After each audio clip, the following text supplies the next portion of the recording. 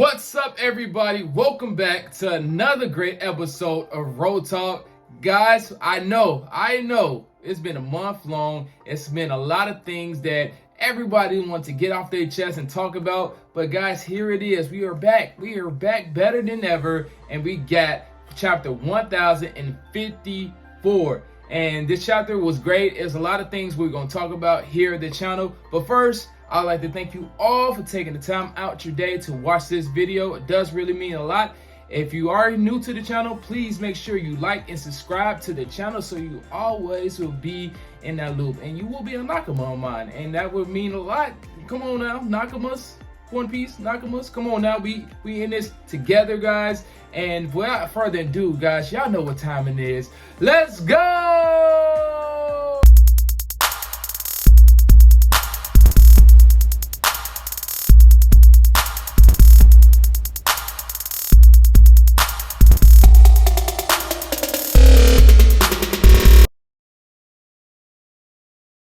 And we start chapter 1054 with this beautiful color spread. And we have Shanks in there looking menacing and looking like he is an emperor. We have Blackbeard looking like he's the evil emperor that's in there. Then we got Luffy and Buggy. And I don't know, guys, like Buggy's got to look at that part. He's kind of looking like he is an emperor right now. He looks menacing in a way. Look like, hey, don't try me, I'm gonna mess with you.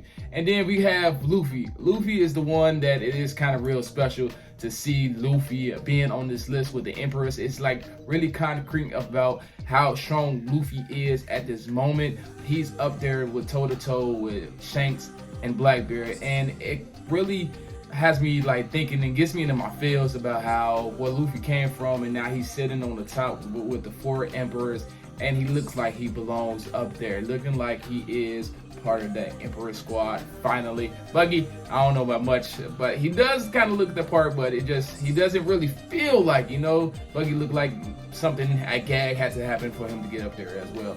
But guys, it was a beautiful color spread. But guys, let's get into the chapter real quick, because I got something to get off my chest. So guys, how did you guys feel about Green Bull this chapter?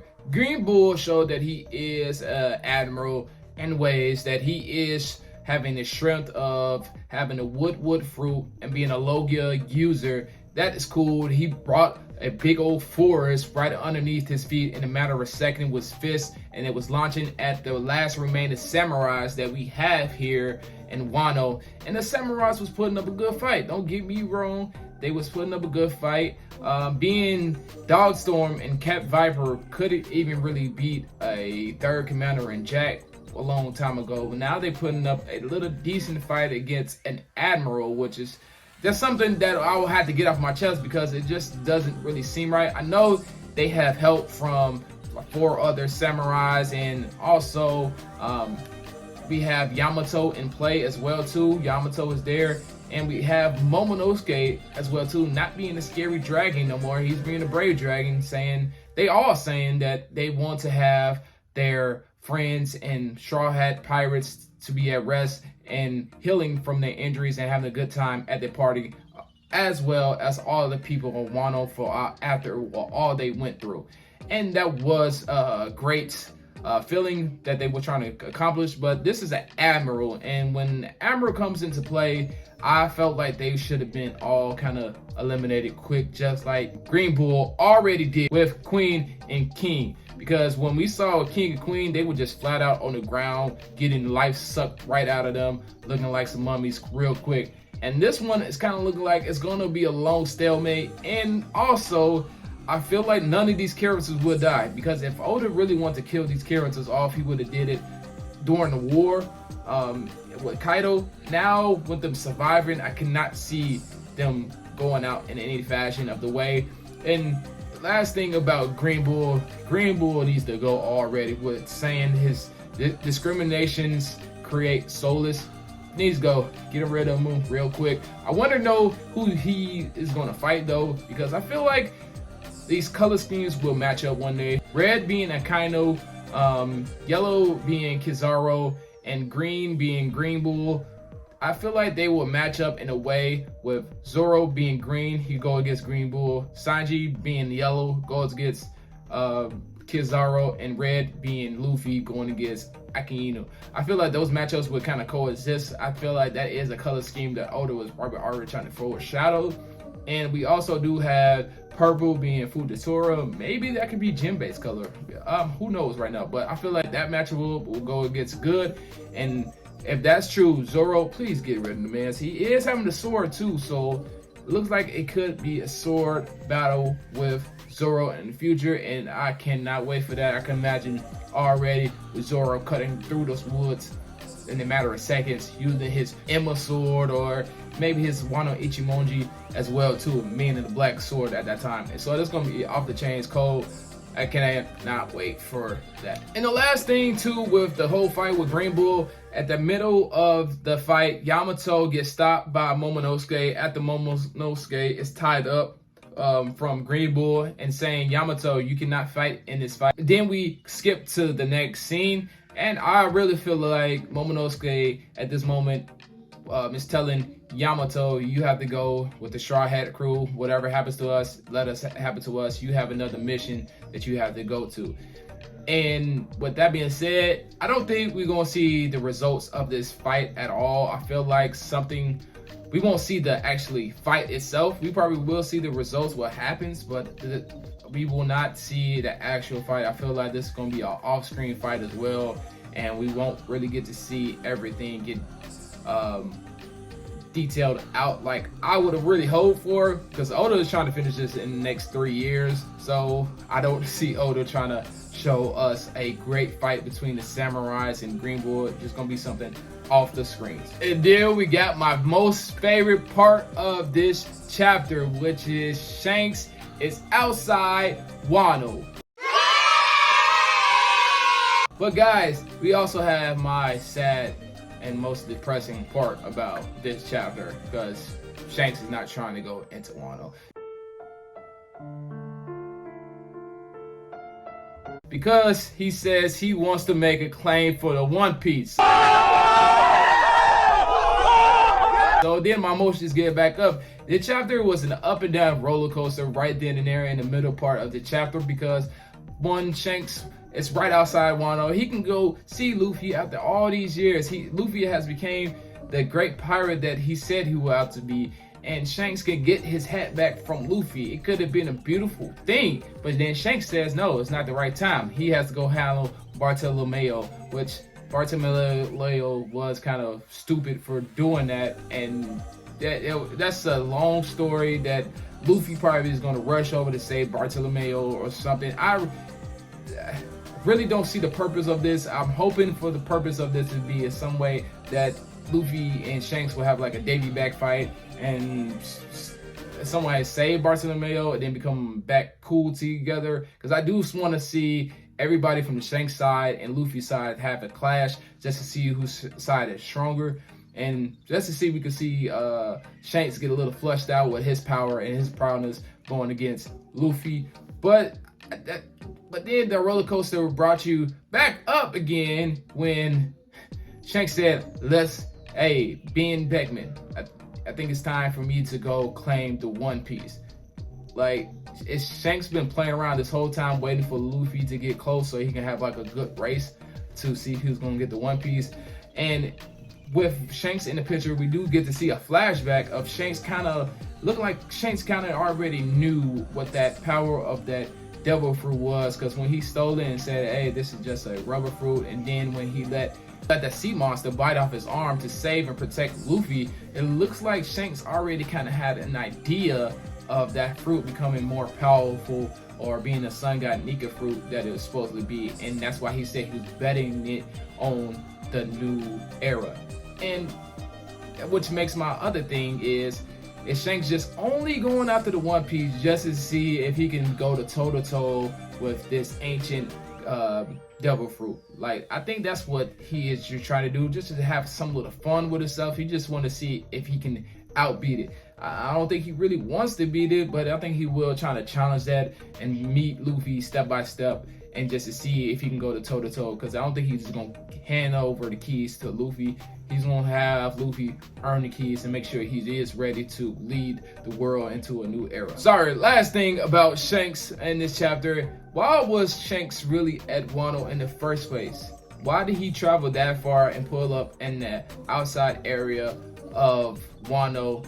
And I feel like that is all due to protecting and making sure Luffy did survive in this war against Kaido and Big Mom, and making sure that devil fruit power actually did awaken. Because if not, I think Shanks would have probably did something kind of similar to Blackbeard, of using the devil fruit and grabbing his abilities and using it on something else, maybe it's for a new future.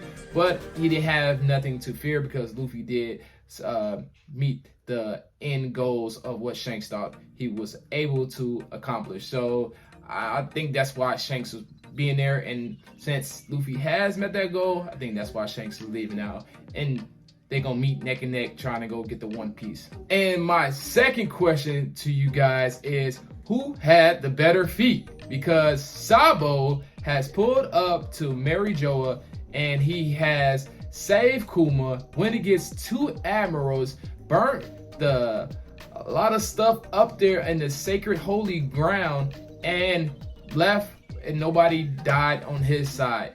And Luffy did the exact same thing, kind of. He went to Wano, he fought against two emperors and survived, and he liberated the whole island from their captors. So just think about those two brothers. They have became emperors in their own right. That is, without being said, that's something that should be given. And now everybody is calling Sabo the Flame Emperor and coinciding him with his brother, and it is shaping up for a newfound era because these people are changing the lifestyles of Wano and the world government as we know it, and that is being a lot. I would probably say that Luffy has the better feat because he actually did defeat someone. Kaido being defeated, it seems like Green Bull is here now, so Green Bull is not defeated, he is moving around. And Fujitora, it has not been said he is completely out of the fight or he's not coming back. Fujitora is going to be still around, and it did say that Fujitora and Green Bull was kind of limited of where they was fighting at. So Luffy was going all out of Wano. Luffy defeated a Yonko. Luffy liberated that whole entire place. So I will give the bigger feat to Luffy. But without that being said, Sabo is still that boy after going up to somebody's front yard and saying, "Hey, this is what I'm the owner of the front yard now. I'm gonna show y'all what's up. I'm declaring war on y'all, and I'm gonna leave healthy." So that's just a crazy feat from those brothers. And just imagine Ace was still alive. That stuff would go crazy. Ace being another pirate. Those brothers and that whole family, they were not really family, but you know what I mean. But that whole entire group is just some monsters. The reason why Sabo is beginning called the Flame Emperor and getting so much clout right now is they saying that he has eliminated King Cobra, which I really don't believe. Sabo is not that type, and Sabo knows who the evil people are. And being Cobra, knowing Luffy and knowing what Luffy did, and knowing that's Luffy's brother, Sabo's Luffy's brother, I think they would have got along good. I feel like there is some type of mystery behind it. It's either Cobra died by his illness that was already placed chapters and chapters ago, or it was something like Cobra is hiding right now, as well as Princess Vivi. We got to see them actually have a ceremonial service for their deaths, but I can't not see them actually dying. I feel like this is just smoke in our eyes and trying to show us something that's not actually there. But it is working out in the Revolutionary's army, and it's even giving Sabo some more clout, putting him even above his commander and dragon. So that is a very good feat for Sabo at this moment. So things are working out for the Revolution army. Right now we do have St Charlos is going into court right now for helping, it looks like, Sabo during that time. We all know that St Charlos had a change of heart back when Princess Shirihoshi's mother came to save him, and he changed his side from being a celestial dragon into more as just a person of a humanity. And he is not putting himself above people anymore. He's actually helping the right side, and that's why he helped Sabo, I believe, in this chapter. We have seen that, and now he's going to court for all his treason up there. But I feel like it probably will get solved in some type of way, or maybe it will be some type of way he disappears in some magical way. But I believe we will see some more of St. Charlos, and St. Charlos could probably even give us some more history about 800 years ago, what actually happened in that time. So that's something to be later to be discussed. Right now, there's something that needs to be talked about. It's with Akainu. One person is telling Akainu that their revolutionary people need to be put in their place and be checked.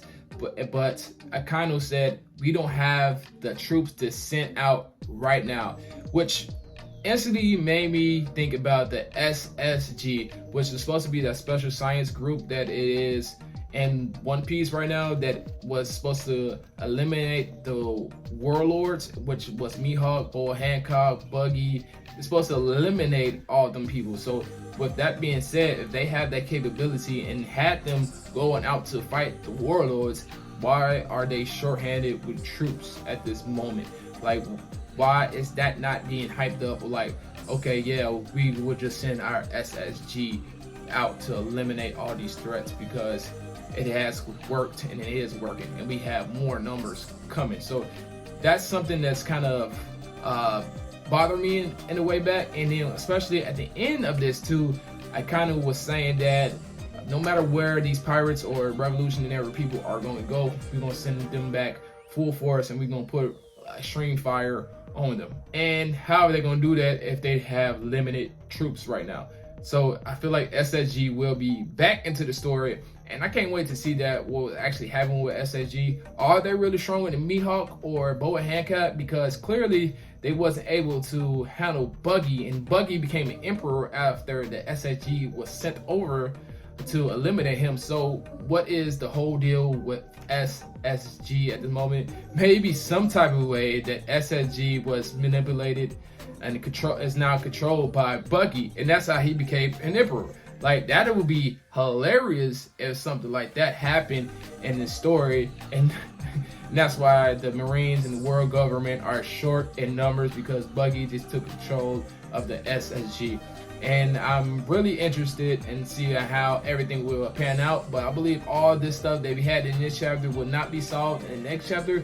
I feel like we will go back into the party with Killer and Luffy, or maybe fighting out or having fun at the party. And we might get some more things with Robin talking about the red polyglyphs or Pluton. So I think all this stuff in the chapter was great, especially if you have a chapter with Shanks involved in it. It was great. And I cannot wait for next week in chapter 1055. But guys, you got to stay in tune if you want to hear me talk about that here at this channel. So make sure you subscribe, like the channel. And until the next time, guys, appreciate you one more time. Peace.